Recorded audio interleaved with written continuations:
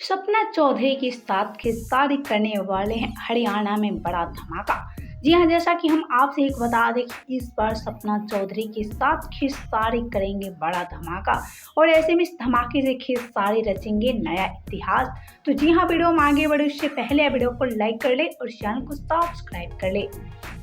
तो जी हाँ, खेसारी लाल यादव अब भोजपुरी नहीं बल्कि हरियाणा में नया इतिहास रचेंगे। जी हाँ, हम आपसे एक बता दें कि पहली बार खेसारी हरियाणा में एक्टर के तौर पे नजर आएंगे। जैसा कि आप सभी जानते हैं, खेसारी हमेशा अपने गानों में एक्टर के साथ साथ सिंगिंग भी करते हैं। यह खेसारी अपने गाने में खुद अपने ही गाना गाते हैं, लेकिन इस बार खेसारी हरियाणा में एक्टर के तौर पे नजर आने वाले हैं सपना चौधरी के साथ। जी हाँ, जैसा कि आप सब इस वीडियो में देख सकते हैं कि सपना चौधरी के साथ खेसारी कितना ज्यादा थिरकते नजर आ रहे हैं।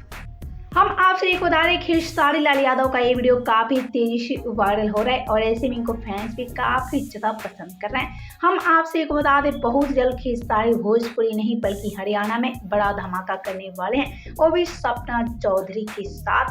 वेल, तो आप सब कितना एक्साइटेड है खेसारी लाल यादव के इस गाने को लेकर, बताएं हमें नीचे कमेंट बॉक्स में।